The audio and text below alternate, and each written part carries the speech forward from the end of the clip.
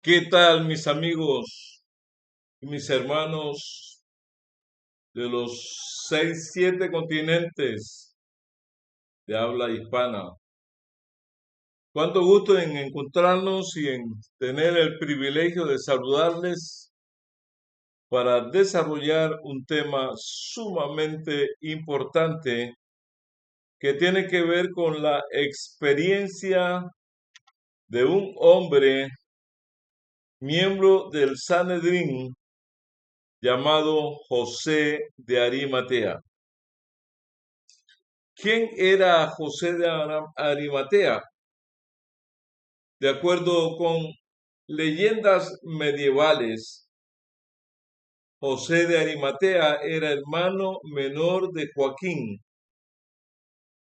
el padre de la Virgen María, lo que lo convierte en tío abuelo de Jesús.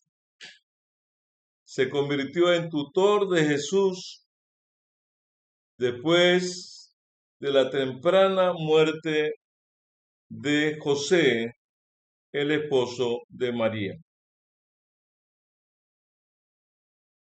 Queremos leer este episodio en la Biblia acerca de José de Arimatea. Es un registro captado por los evangelios sinópticos y también por el evangelio teológico. Lo cita Mateo, Marcos, Lucas y Juan. Y leemos del evangelio teológico en Juan 19, capítulo 19, versículo 38 hasta el 42. Dice el versículo 38: Después de todo esto, José de Arimatea, que era discípulo de Jesús, pero secretamente por miedo de los judíos, rogó a Pilato que le permitiese, que pedía que le permitiese llevarse el cuerpo de Jesús, y Pilato se lo concedió. Entonces vino y se llevó el cuerpo de Jesús. También Nicodemo, otro miembro del Sanedrín, el que antes había visitado a Jesús de noche,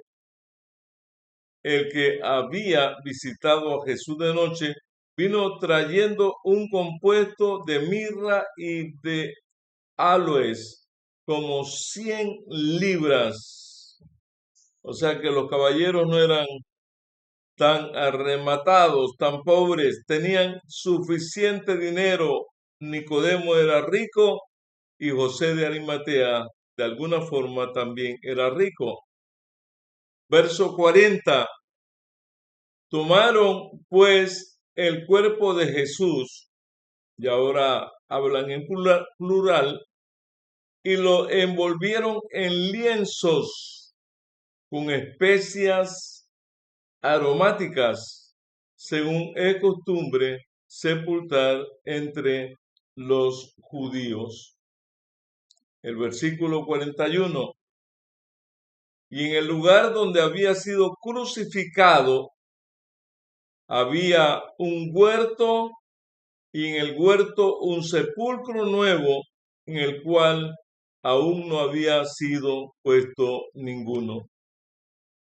Allí, pues, por causa de la preparación de la Pascua de los judíos, y porque aquel sepulcro estaba cerca, pusieron a Jesús. Hay que tomar en cuenta el detalle: la Pascua de los judíos, y estaba cerca y lo pusieron a Jesús en el sepulcro. ¿Quién era José de Arimatea en la Biblia? Era un distinguido miembro del Sanedrín, un hombre al que todos conocían y estimaban en Jerusalén. No era cualquier líder, era un líder de calidad, de reputación, era un líder intachable.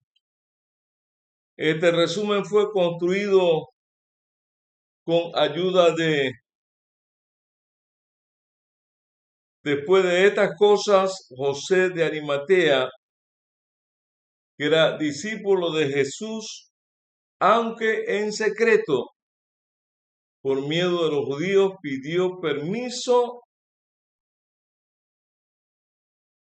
a Pilato para recoger el cuerpo de Jesús. Y aquí vemos en el momento final de la vida del ministerio de Cristo a hombres intachables que le seguían en secreto, pero le seguían en secreto. ¿Qué nos enseña José de Arimatea? Lo que hizo José de Arimatea no fue otra cosa que puro amor. El amor es simplemente dar todo lo que uno puede sin esperar nada a cambio. Y ahí ahora públicamente estaba diciendo de qué lado él estaba en el Sanedrín y de qué lado él estaba fuera del Sanedrín y de qué lado estaría en el resto de su vida al lado de Cristo Jesús. Y así es como descubrimos que podemos dar un poco más, que podemos dar. Recuerdo la experiencia de aquel ministro religioso cuando llegó a una iglesia y le dijo: hermanos, tenemos que aprender a gatear. Y la iglesia a coro gritó: déjenos gatear, pastor, déjenos gatear. Luego el pastor les dijo: hermanos, tenemos que aprender a caminar. Y ellos dijeron: déjenos caminar, pastor, déjenos caminar. Y luego el pastor le dijo: hermanos, es necesario que aprendamos a dar. Y la iglesia a coro contestó: déjenos gatear, déjenos gatear. Esa no fue la experiencia de José de Arimatea. Descubrimos en esa experiencia que podemos dar más, que lo que hemos dado no es suficiente comparado a lo que hizo el Maestro Jesús por ti y por mí. Vemos a un José de Arimatea no solamente testificando por Cristo todo el resto de su vida, sino que fue impresionante tener que llevar la cruz de Cristo. Y ese fue el momento cuando comprendió, cuando entendió, cuando sintió en su interior el amor y la misericordia de Jesús. Su cuerpo se estremecía con fuerza, con vigor, con valor, con entusiasmo, porque era partícipe de los padecimientos de Cristo Jesús. Y en ese momento, cuando él llevó la cruz de Cristo sobre sus hombros, y al contemplar a Cristo ensangrentado herido, maltratado, y como oveja fue llevado al matadero y delante de sus trasquiladores enmudeció y no abrió su boca. Cuando Nicodemo y José de Arimatea se declaran, ni los discípulos, ni nadie más que tenía recursos, se atrevió, so pena de muerte, atreverse a dar un paso al frente. Y Nicodemo y José de Arimatea dieron ese paso al frente, ese paso que tú y yo tenemos que dar. ¿Qué parentesco tenía José de Arimatea con Jesús? Fue hijo de Matat ben Leví y nace antes del año 40 antes de nuestra era. E incluso se puede llevar esta fecha hasta el año 55 antes de nuestra era. Además se conoce que fue hermano de Joaquín, quien a su vez fue el padre de María, la madre de Jesús, por lo que José de Arimatea es tío de María y tío abuelo de Jesús. Ese es el parentesco de ese hombre que tuvo un gran privilegio de llevar la cruz de Cristo y de testificar por Cristo hasta el último momento de su existencia. Era un distinguido miembro del Sanedrín, un hombre al que todos conocían y estimaban en todo Jerusalén. Después de estas cosas, José de Arimatea, que era discípulo de Jesús, aunque en secreto por miedo de los judíos, pidió permiso con valor, con porte, con la columna vertebral bien puesta, pidió permiso a Pilato para recoger el cuerpo de Jesús. Y Pilato concedió el permiso. Entonces él vino y se llevó el cuerpo de Jesús. Y Nicodemo, el que antes había venido a Jesús de noche, vino también trayendo una mezcla de mirra y aloe como de 100 libras. Entonces estos dos caballeros tomaron el cuerpo de Jesús y lo envolvieron en tela de lino con las especies aromáticas, y como es costumbre sepultar entre los judíos, en el lugar donde fue crucificado había un huerto, y en el huerto nuevo, un sepulcro nuevo, el cual no había sepultado a nadie. Por tanto, a causa del día de la preparación de la Pascua de los judíos, como el sepulcro estaba cerca, pusieron allí a Jesús. Hermanos y hermanas, qué experiencia más maravillosa. Qué testimonio de valor. Se necesita valor, atrevimiento y fortaleza, porque ese es el espíritu que predomina y caracteriza a los hombres de verdad en momentos decisivos. Valor para tomar ya a alguien que supuestamente estaba muerto, que supuestamente su vida había terminado. Pero no, mis hermanos, apenas estaba empezando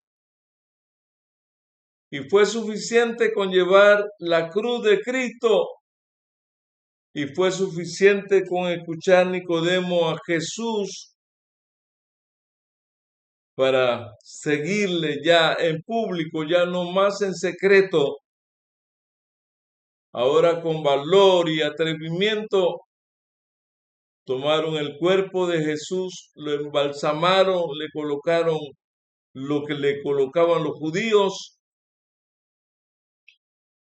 y en ese momento el Señor recibió la honra de ser sepultado por dos grandes del pasado que se unieron para testificar, y Mateo, Marcos, Lucas y Juan tomaron ese incidente y lo capturaron y lo copiaron para servir de fe a toda su audiencia.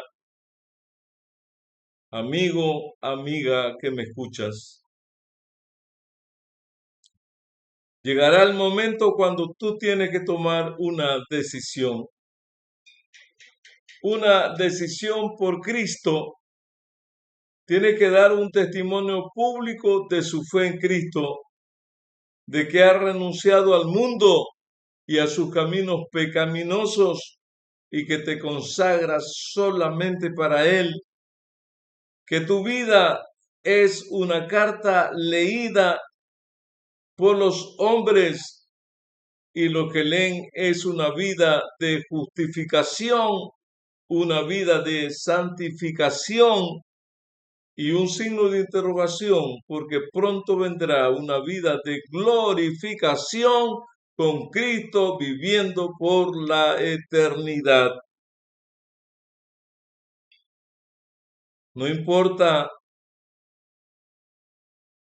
qué tú crees, ven a Jesús. Ven a Jesús abiertamente. Entrégale tu vida a Jesús y Él promete hacer en ti y de ti una nueva criatura con valor. Una nueva criatura que predica como predicaron después los apóstoles, que sorprendían a la gente y decían, ¿no son todos estos galileos? Los primeros que inauguraron el poder del Espíritu Santo en el Pentecostés a través de las lenguas repartidas en fuego. Habían 15, 16 nacionalidades y el Espíritu de Dios les dio la capacidad para predicarle a esos judíos que no vivían en Palestina y respondieron al llamado, y como 3,000 fueron bautizados ese día, y el Señor añadía a su iglesia los que habían de ser salvos. Y eso es precisamente lo que el Señor está haciendo hoy. Está añadiendo a la iglesia de todas partes del mundo, por miles, por cientos, por millares, los está uniendo para que finalmente haya un solo rebaño y exista un solo pastor. ¿Quieres tú unirte a esa caravana de la proclamación del Evangelio? Tal vez dirás, yo no tengo las facultades para ir a dar estudios bíblicos, pero puedes orar para que Dios sostenga a los misioneros, a los predicadores, a los evangelistas, y para que el Espíritu de Dios nuevamente realice conversiones como las que en el pasado y ha hecho también en el presente. Amigo, amiga que me escuchas, es el momento de tomar una decisión, de romper filas y decir: yo quiero a Jesús, quiero que Él sea mi único y suficiente Salvador personal. Si este es el deseo de tu corazón y de tu mente, te invito en este momento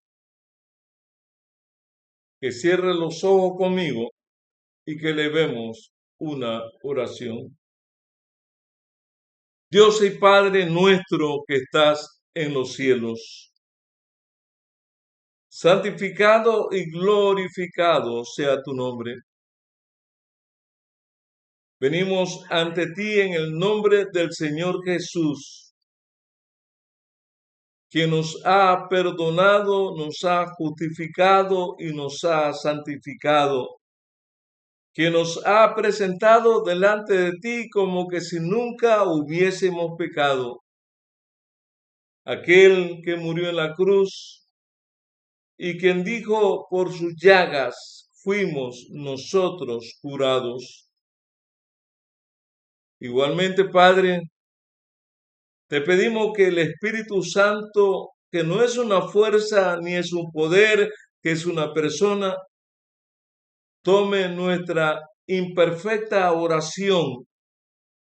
Y como dice Pablo, ¿cómo hemos de pedir? No sabemos, porque el mismo Espíritu Santo gime por vosotros con gemidos indecibles. Traduzca y que los ángeles puedan llevar nuestras oraciones a través de la escalera de Jacob y depositarlas allí en el altar de las peticiones en el cielo, y esperamos la respuesta, y siempre tu respuesta es positiva. Cura a los que sufren, a los que claman a ti. Tú eres un Dios vivo. Jesús estuvo muerto, pero ahora vive por los siglos de los siglos. Y el Consolador está con nosotros y sus ángeles están al servicio de cada uno de tus hijos. Gracias, Padre, por escucharnos. Gracias por contestarnos. En el nombre que está sobre todo nombre, en el nombre de Cristo Jesús. Amén y amén.